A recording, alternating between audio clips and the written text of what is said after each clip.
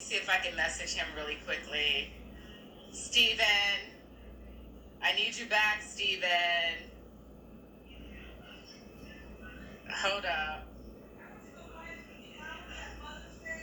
Where is he?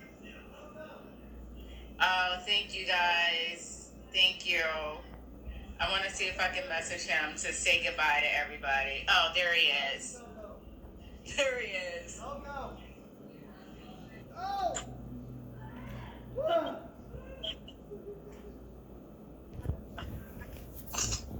I'm here. I'm here. Yeah. No, I didn't want to. Great interview. I didn't want to have. Like, that hour went by like that. An hour just flew by. Yeah. I didn't. I thought because we did all of those restarts that the hour would be extended, but Yeah.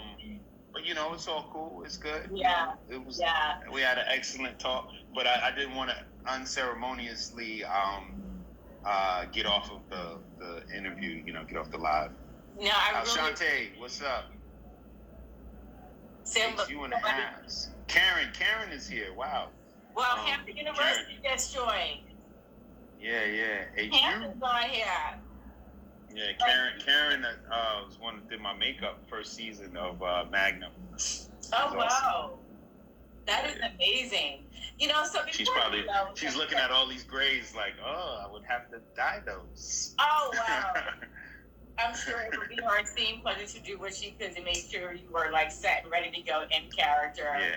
I want to go back to attending Hampton because I asked you earlier you talked about, you know, your friend who went on a college tour and she reported back saying, you know, Hampton was the way to go.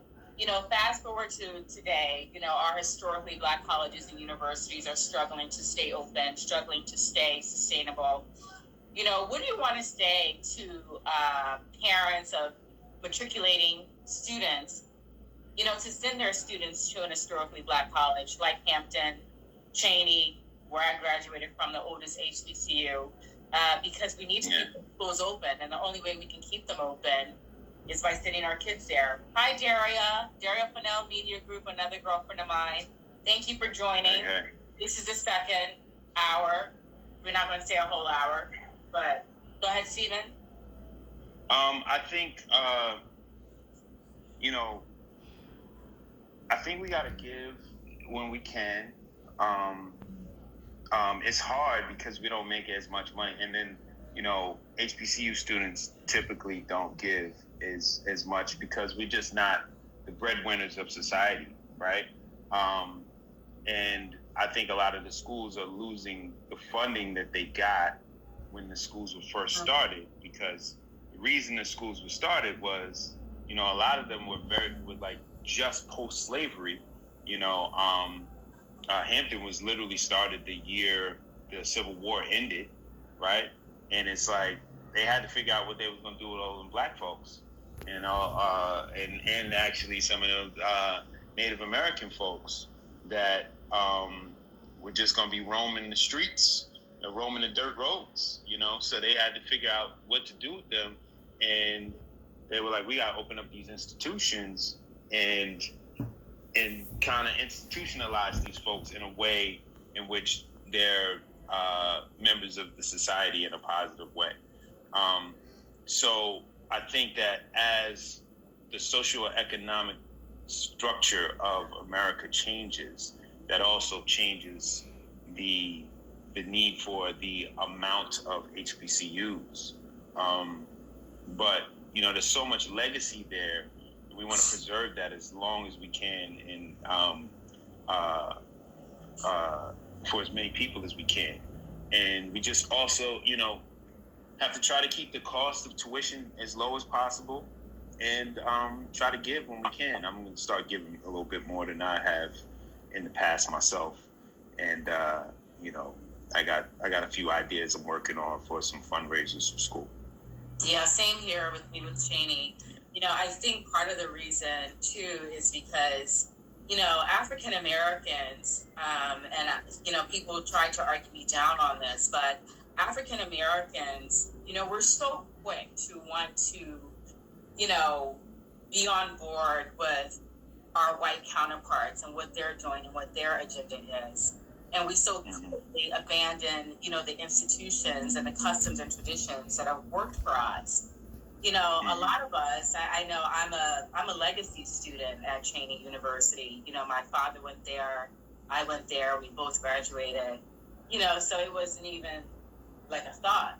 I knew that that's where I was going. You see, I came up in the same way that anybody whose parents, went to Yale, or Wellesley, Harvard, or Vassar. And I think that, the biggest part is a lot of us, we graduate from these HBCUs undergrad, right? And then we go to like the Yale and the Princetons and the Harvards. And then we have our own kids, and then we don't want to send our kids to the very HBCUs that gave us the opportunity, that set us up to get a master's from WI. And I think it's just really important that we safeguard the institutions that gave us an opportunity. I know a lot of people, who went to Cheyney, Lincoln, Hampton, Morgan, FAMU, who didn't even have the grades. They didn't have the GPA, they didn't have the SAT score. And the HBCUs were like, we're going to give you an opportunity. Well, Booker T. Washington, his entrance exam was cleaning up a room. He had to clean up like a chapel or something like that. And that was considered his entrance exam. And he walked from West Virginia to Hampton Roads to attend Hampton, and spent all his money on the walk there. So he didn't have any money left for tuition. And they gave him a chance by letting him clean up. And then he ended up being one of the most illustrious students. And he went on to build the sister school, Tuskegee. Wow. And so your friend that was on here just said that she said that her family built Tuskegee. They were brick masons. Yeah, so that's pretty cool to know. Well, I just wish there could be some kind of like Black Actors of HBCU collective. You know what I mean? There's so many, who have gone and graduated, who are changing the game in the Hollywood space. It's just like, where's a scholarship? Where is the collective work in that? So that's a question. Well, I think one of the things we can do is just try to keep HBCUs in the mind's eye of the public. I did what I could to get my character on the show, is now Hampton grad. And we did a whole little thing this season, one of the episodes, where they showed my character as a Hampton grad, and I played football for Hampton University. So, these are things that maybe the writers of a lot of shows may not necessarily know this legacy and know this illustrious history. So, you just have to be willing to go to the writer's room and let people know what's going on. Let them know where you come from and what it's about. Because if not, they'll write about Harvard and Yale until they're blue in the face. But these HBCUs have a great history, and we just have to really talk about those schools. We have to be willing to say, yo, I went to Hampton, I talk about it all the time. Listen, we need a read of a different world is what we need, Yeah. And but we're all connected still.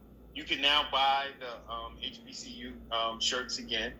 I still got to get one of those. Somebody African American. Like Sterling K. Brown and make sure Howard is mentioned if this is us. Yeah, they always, Howard does an excellent job of that. I think because, if you got somebody like Puff Daddy that went to school, and then they also have Felicia Rashad, I believe, so they do, and Chadwick Boseman, they have a lot of people went to Howard. And I think a lot of New Yorkers will go from, Howard is close enough between, DC and New York. So a lot of like New Yorkers end up going to Howard. But, that's why I wanted to make sure I put Hampton on the map, because we don't get to do that as much. DJ Envy puts Hampton on the map, but there's not a lot of other actors that put Hampton on the map. There's a few though. We're getting out there. We're starting. Oh wow.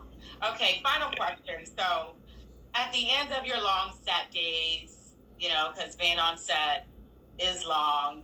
You know, you have these characters where they do a lot of rigorous, activity. You know, you're riding horses, you're in a chopper, you're running, you got guns, you got this. You know, how do you decompress? You know, do you have wine? What are you listening to? You know, is it jazz? Is it like how does Stephen Hill, decompress after a long day of being on set? Well, the pace of this island is very slow, and it's easy to decompress. I'm literally steps from the beach. I'm looking at the beach right now. So the way I've been dealing with this Corona stuff is I'm just going on walks. I go on really long walks. I do about, as soon as we get off, I'm gonna go for another walk. I try to do 100,000 steps a week. And I listen to audiobooks and a lot of self-help stuff that's just helping me in my life right now. A lot of things I'm dealing with. So I listen to audiobooks and, I like to get in the ocean, and I've been doing Qigong. Qigong And meditation. Qigong. Qigong is a form of, what is Qigong? I'm not familiar. Is that Qigong is kind of like Tai Chi, but okay. It's a little bit more meditative, I believe, than Tai Chi. So yeah, I've been doing that, and then I also have this device called a Muse. It's a headband. Let me get it just to show it to you guys. Yeah, I would love because we're all trying to stay mentally healthy and emotionally, strong during this. I would suggest this. So I bought this little device here. It's called a Muse headband, and it has it has like a little. It's basically like the same thing that's on your watch, but it reads your brain activity. Oh wow! And so what it does is you meditate with it, and it teaches you to quiet your mind because you get this little soundtrack. You can put your headphones on where you have it on, and the soundtrack gives you like these really loud waves, right? If your mind is like busy and it's crashing, so it's like you get these loud crashing waves. But if you recover, right, it lets you know how many times you recover. And it's like, oh, let me quiet my mind, and then you get these little birds that chirp, kind of like that. And at the end of the meditation, it lets you know how many birds you had. And then, as time goes on, you'll see like, oh man, I had almost 250 birds this time, and the last time I had 180 birds or whatever. And you kind of just know that you're doing a better job. Then people are asking where can they get it? You actually have to order it online. I don't, stuff like that. When I want it, and I want it right away. So I'm like, I try to go to Target and get it right away, but they don't sell it on Target. They only have it online. I think it's actually a Canadian company. But it came pretty quickly. It came in about 4 days. Oh wow! And, yeah, it's something pretty cool. I think people can use